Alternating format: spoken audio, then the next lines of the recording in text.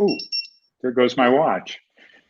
Hello, everyone. Here we are for a new Crea shot. It's so nice to have these meetings with you. I feel like a direct conversation with everybody's online. Today we have a very special guest. The guest for today is Mr. Tim Zwitolski. The one and You only. probably, yeah, Tim. So tell us something about yourself and yourself in Crea. Wow. Okay. So I'm one of the original founders of Crea.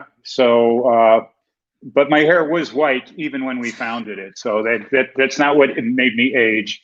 Um, but I've enjoyed every single Crea. Really look forward to each year there's a new enthusiasm about putting Crea together, and then when we get there, it's just like a magical experience for us that pull these things together. And we do them as volunteers, so go figure. There's got to be some reason to do it. Um, and this is, I think it was 2013, I think, on our 10th Crea, we decided it was really important to break things up and change things around. So that was back in 2013, and we really redesigned our whole conference experience, and that's when the immersion programs were born. And I've been coordinating those ever since, and it's really been a very good experience. It's not just doing that. There's so many facets to Crea that are so enjoyable to work on and to experience. But I have a special fondness for the immersion program because Right, it and really it, for people that are new to the conference, what's the difference between a CPS program and an immersion program? Okay. CPS programs have always been sort of a sequence of days. Sometimes they've been 2 days. They've then expanded a little bit to 2.5 or even 3 days. So those programs are a fairly intense, sort of a mini course, if you will. Much more time involved, and you are with your group for 3 days. Um, Immersions were conceived as an alternative to that, so that people could take like a deep dive for one day, and they could actually then take 3 deep dives into their choice of programs as opposed to taking a CPS program. Yeah. The immersions also allowed us to tap into, as it says on the website, new trends in creativity, so things that are emerging, things that may be best practices in the field from a particular perspective.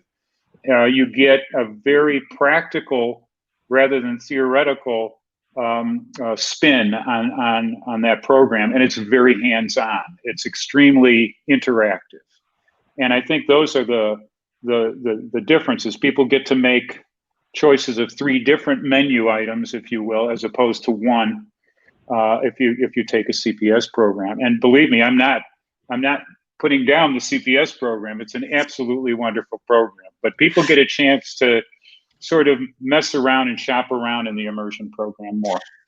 It's recommended that people that come to Crea for the first time and they don't have a lot of experience with CPS, it's recommended for them to attend a CPS program before an immersion program. Is that right?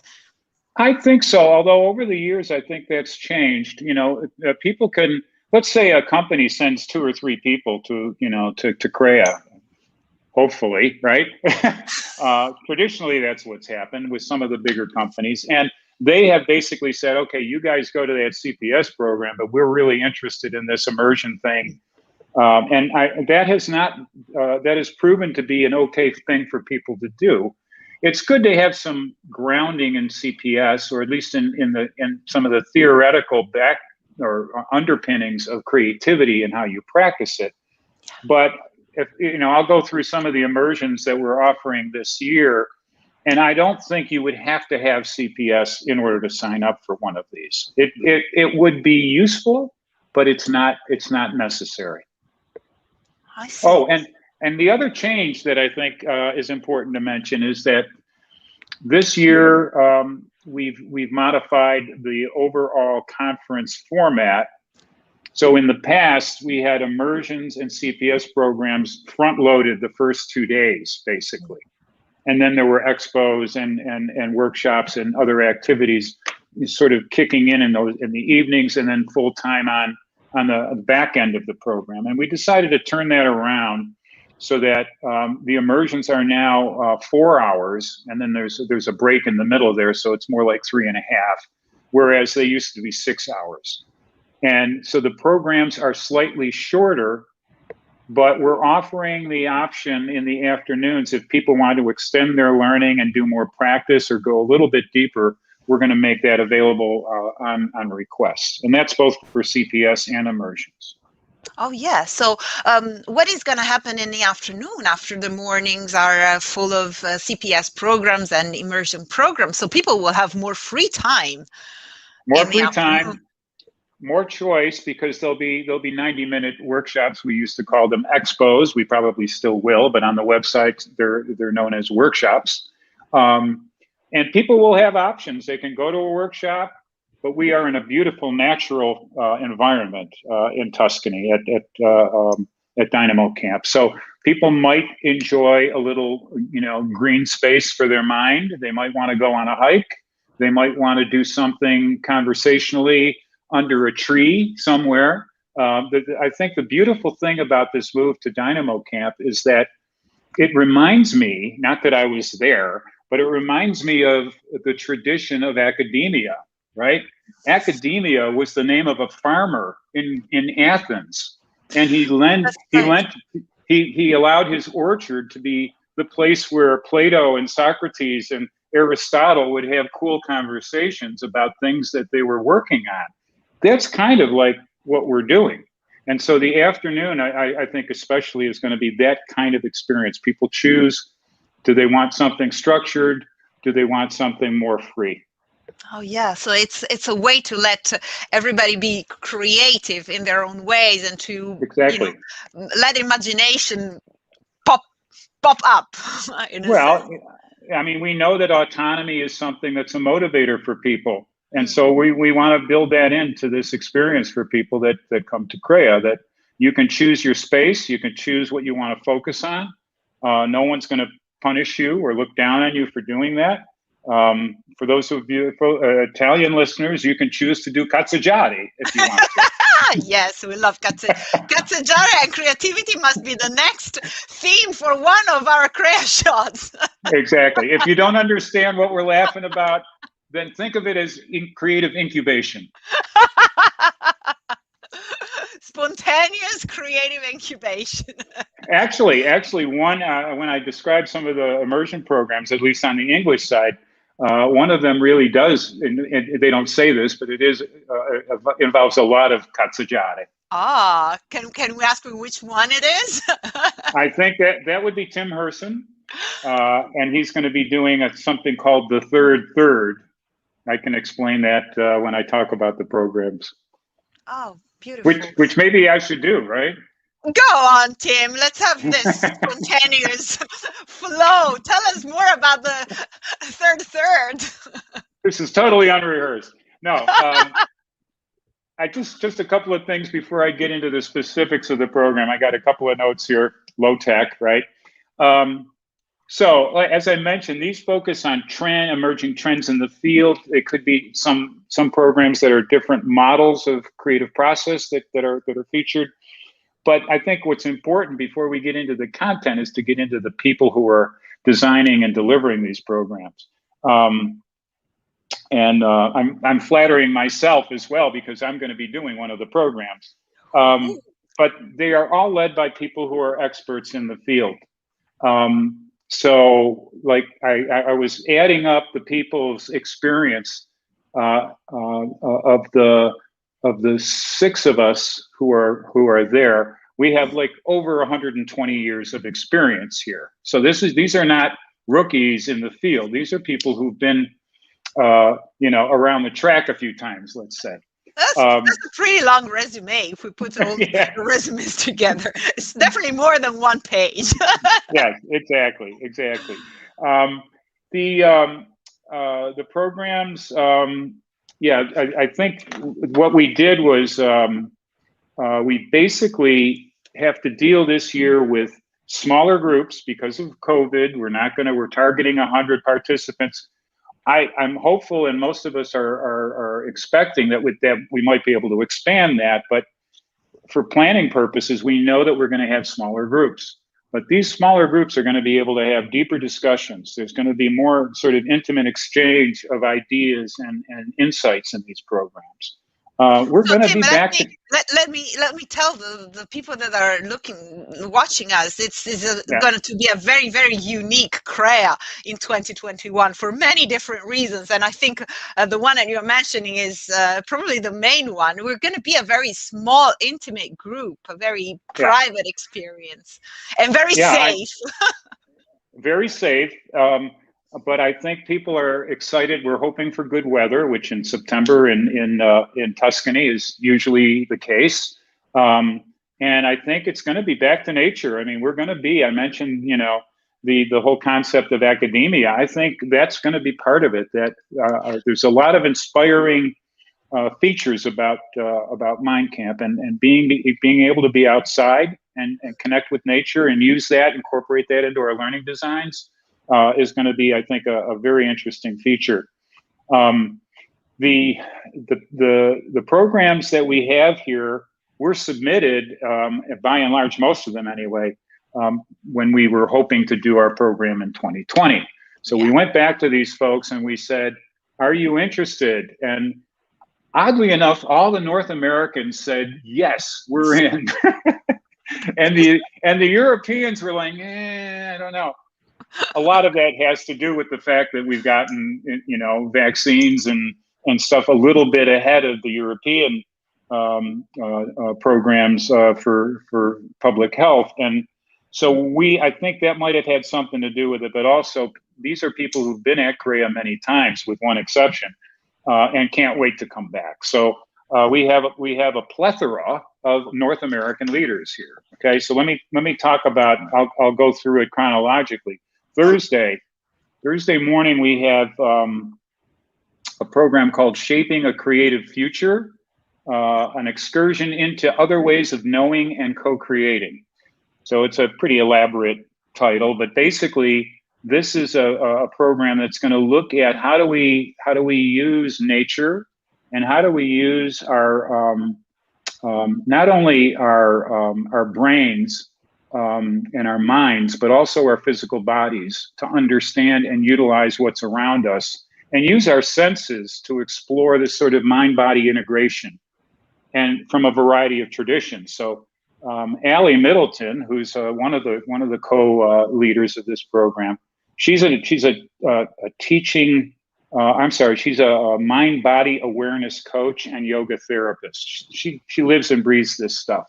So she's going to bring those traditions into this with movement and awareness and linking stuff. But then we have Anthony Hyatt, and both of these people are dear friends of mine.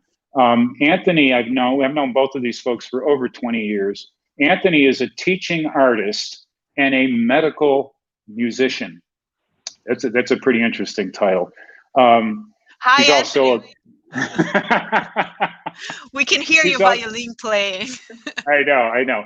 And I also play music. And Anthony and I think I was reflecting, we played music together on 4 continents, all at creativity conferences.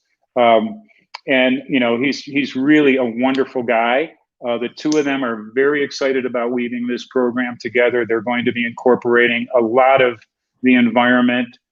We will be doing live music. We will be doing mindful movements.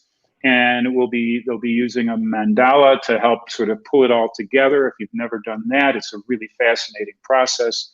So that's the Shaping a Creative Future session. Tim, you know what? I really feel like my body is taking new life now. We're going to be in 3D. This is not a virtual conference. This is going to be an in-person conference. And I got to tell you, sometimes I accuse Allie of drifting too far from the shore, because she is so cosmic when it comes to a passion that she has for this whole study. But believe me, It's a magic experience working with her, and when you combine Anthony and Allie together, that's going to be a mind blower. On Friday we have a doubleheader. Tim Herson, who I mentioned before, the workshop is the third. This is a concept that I first understood at Mind Camp from Guy Asnar. Guy Asnar is a creativity sort of guru, if you will, from Paris, and has a strong following of people who he has taught and mentored over time. And he talked about the concept of emergence, right?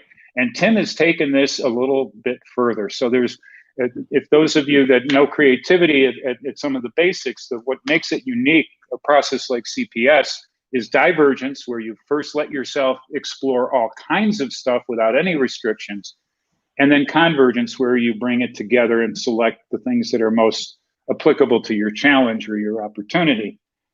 But emergence is another dimension that Guy introduced, and Tim has talked about in recent years as well. So he wants to bring his research and his ideas about what is emergence, how do we harness it, how do we understand it. When I talked to him, he said, well, I hate to put down any learning objectives, and naturally, as the coordinator of this, I said, well, you have to. And he wrote something. He said, well, but a lot of this is going to depend on who shows up and what we talk about. And I said, well, yeah, but that's true for all of us, right? So this should, at the bottom of his his description, he just says, expect the unexpected. And I think that's something that is a pretty cool thing. Tim is, for those of you who aren't aware of him, he's the founder of Mind Camp. He's the director still of Mind Camp after almost 20 years. He also founded something called Facilitators Without Borders, which still, I believe, is happening today. Author of a lot of best-selling books, especially Think Better, which I believe is in its fifth or sixth printing. He's a keynote speaker extraordinaire. So Tim is somebody who's really a good guy to get to know and to learn from. And we had a Crea shot with Tim. So for the people who would like to know more about Tim Herson and how to manage expectations with Tim, there is a Crea shot that you can watch. Yeah. And so then there's another session in English that's being offered at the same time, and that's myself and Newell Eaton. Newell is a longtime friend. He used to be my client. And when we worked together after 2 days, we said, you know what, we're having too much of a good time. Do you want to get on board for a longer stint? And we rode that horse together for 4 years. And we got to be good friends as well. Newell is a superb coach, master coach. He's also a yogi. He practices a lot of yoga, among other things, but he's really doing a lot of experimentation. One of the things that I noticed on his LinkedIn profile is that one of his focuses is on conscious eldering. Okay. Interesting concept. I mean, I'm crossing that threshold myself, and I feel better and brighter than I ever have. And I think that's the kind of stuff that he's talking about there. Newell and I are going to be focusing on something that, wait, let me remind myself here by pulling up a description. Creativity is a catalyst for post-traumatic growth.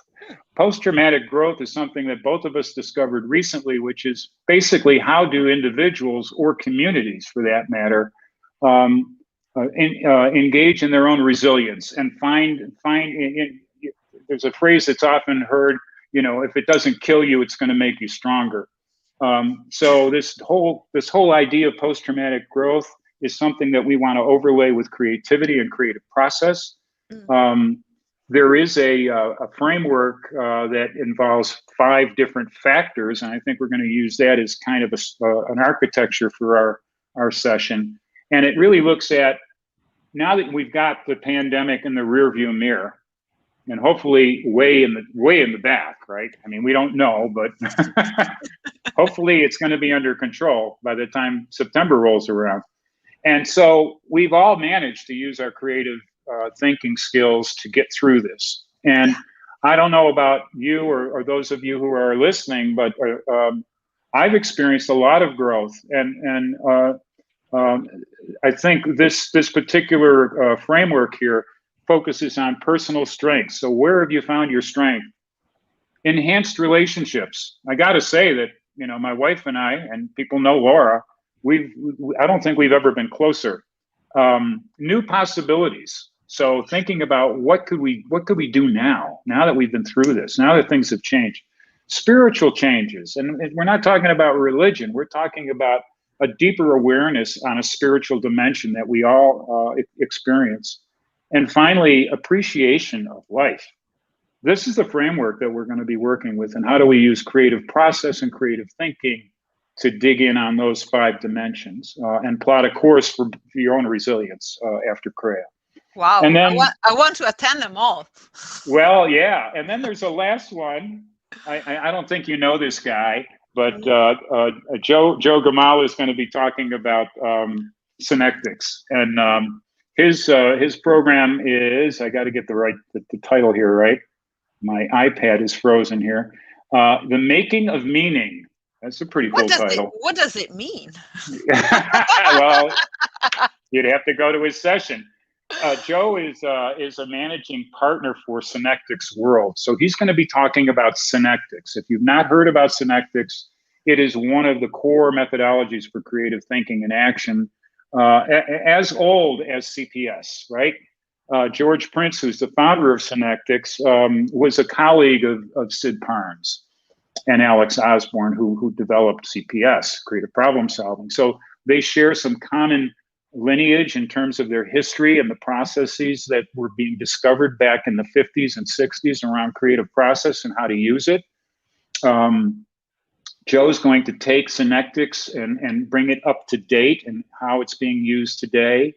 It primarily relies on the use of metaphors and analogy to extend your thinking, and it's a great process. And you know, Joe's also an adjunct professor, as are some of the other people here, including myself. So he's also added some academic rigor to the field of synectics, talking about how do we make the strange familiar, and how do we make the familiar strange, and how do we use those different perceptions to extend our thinking creatively and come up with true breakthroughs in the process. So Joe is also going to be headlining on Friday. I'm sorry, on Saturday. No, I'm sorry. I think I have Joe's on Thursday opposite of us, and Tim is on Saturday. Oh, never mind, Tim. So it's a good opportunity for me to remind the people that are following us to go on our website, which is www.creaconference.com. You're good at this, I'm telling you. Don't ever miss an opportunity for a little bit of promotion. There we go. And you know, one thing, and when I was talking with Tim Herson, you know, as I mentioned, Tim is, and many of you know, the founder and director at Mind Camp, and he was very excited about this notion. As you know, Mind Camp has not been able to launch this year due to COVID as well. But he was saying, I'm really thrilled that it's a smaller group, because we have a chance to really have some conversations that you don't normally get when you get 20 participants in a workshop. So for those of you who are looking for an experience that's a little bit more intimate, less crowded, and more meaningful, I think we have true possibility to go there in every one of these programs. And I'm very much excited about what's coming up. And it's also a very nice shift, you know, from being locked at home for so long and to start meeting again with people. It's probably really the perfect shift. So again, from a constraint to an opportunity, and here we go. And so we have a limited number of participants. registrations are open, so don't miss this opportunity. and our battery of volunteers are manning the phones From all over the world. from all over the world. Join the Creathon, you know. All right, Tim, I think it's time for us to go. So thank you very much. And it's been my pleasure. Really, and I know that you are in Italy, so enjoy the Italian sun. After I leave here, I'm going to Mama's, and we're going to have, you know, Italian food. I mean, real Italian food. Piemontese, you know? Beautiful. Okay, so thank you again. Thank you, everybody. My pleasure. See you in September at Dynamo Camp in Tuscany for great food for thought. Bye. Ciao. Ciao.